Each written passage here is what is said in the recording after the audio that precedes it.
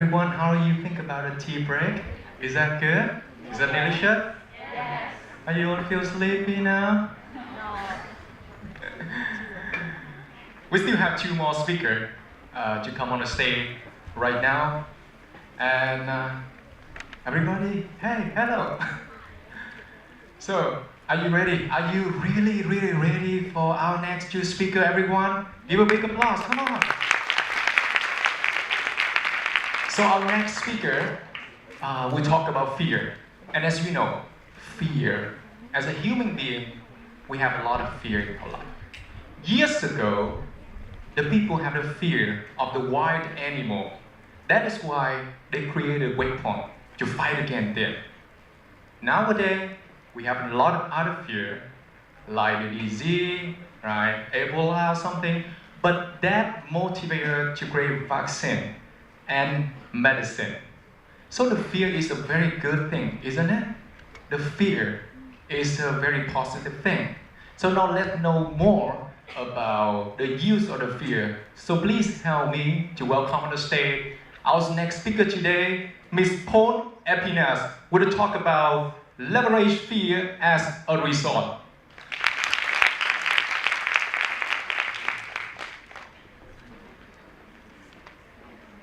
Xin chào mọi người, các bạn khỏe không?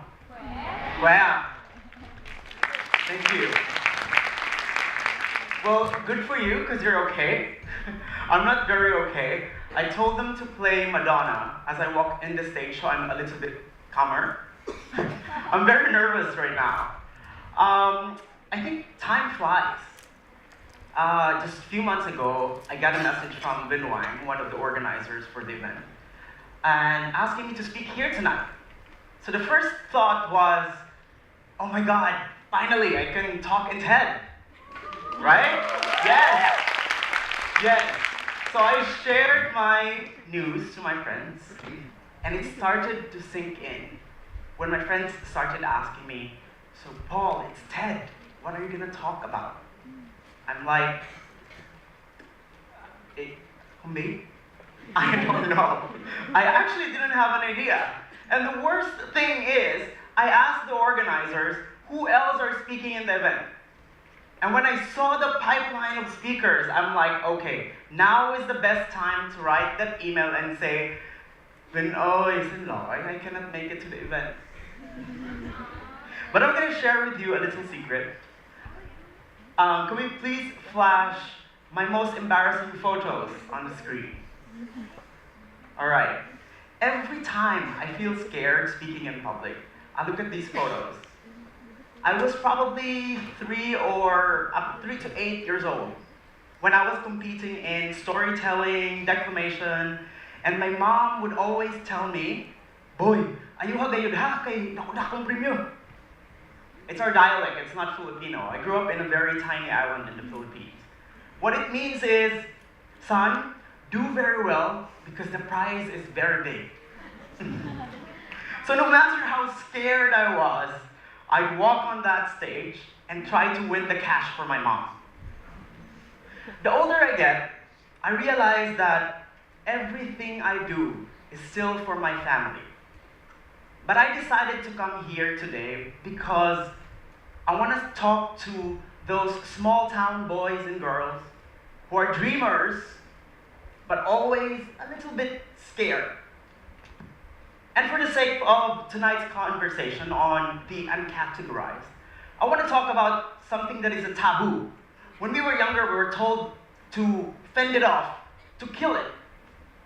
I want to talk about fear and how, by looking at it in a different perspective, can help us make better decisions and succeed in life. Ready? Yes. Okay. So let me do this as I do business. I use frameworks. Can we please flash the most boring slide on the presentation? Next one. There you go. So I want to use the framework of the 4 lenses of innovation. Basically, what it says is that to be a Renaissance man, to change the world, you need to be able to challenge orthodoxies, challenge the mindset. Number 2, you need to be able to identify the needs of the people. Number 3, you need to be able to see the patterns, the trends. And then lastly, to be able to leverage resources. So what if fear is a resource? Just come to think of it. I'm not saying that you make everybody scared, everybody around you scared. I'm saying, what if the fears we have in us can be transformed like a resource into something equally powerful, but it won't slow us down, it won't stop us, something powerful that can help us make better decisions in life. So today I'm going to share with you 3 life experiences that helped that island boy into a 30-year-old speaking in TEDx with 3 companies operating in more than 10 countries around the world.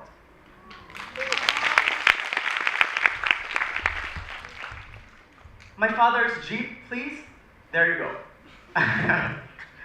So my father's family is an okay family, but my parents were struggling when I was young because their marriage wasn't supported by my grandparents initially, because my mother's upbringing, my mother's family, and so on. So I saw my parents struggling, trying to make both ends meet. And what my dad did was, he has 3 of these. They stuck it with vegetables, chicken, cattle from the island.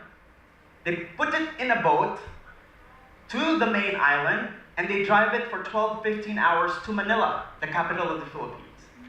And I remember he'd be away for days and days and days. And as a young kid, of course, I was dreaming, hopefully one day my dad doesn't have to go away anymore to earn money. And at that very young age, I already had that fear of not having enough. That not having enough has consequences. And these consequences can be avoided if you have enough financially. But the older you get, the more I also realize that it's not that simple. But what this experience taught me is that people dream, we dream, and together with that dream is a little bit of fear. The key there is that dream has to be always, always bigger than that fear. Next photo, please. Okay. Anyone recognizes the photo? Yes, okay. So my next experience with fear was when I was in high school. I was in a special class called Science and Technology Oriented class. We have classes from 6 a.m. to 6 p.m.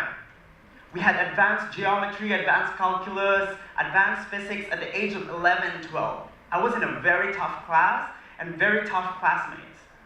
I remember first time seeing a classmate with something on her teeth, basically like this girl. So I ran into her and I said, "Friends, friends." By the way, if she sees this, I love you. No, me. So I came to her and I said, "Friends, why do you put braces on your teeth?" And I remember the entire room turned silent and started laughing at me, making fun of me because I mispronounced the word braces. I decided not to talk for a month. I only talked in the class when the teacher required me to say something. But what I did with that experience, the first thing I didn't talk. Number 2, every time I see my classmates, I say, "Vete la fea, vete la fea, vete la fea." Vete la fea means ugly Betty in Spanish, just so I get more comfortable. And the best decision I did with that fear, with that experience, is I started reading and reading it carefully, learning the words and how to say them. And that served me well because in the university days, I was hired by a radio station to do "You're listening to LPFM 97.4, local, loud, and proud." Yeah, right?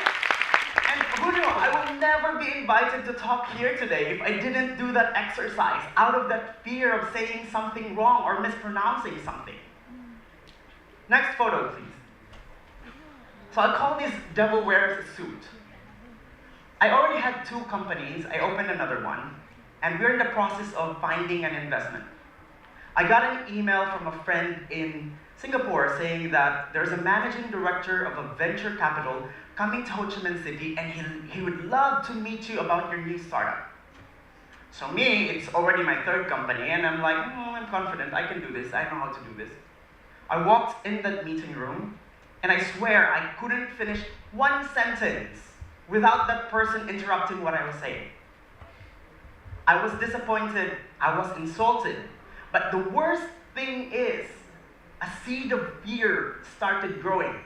That fear of doubting myself. Am I the right person for the job? Am I representing my team and my company properly?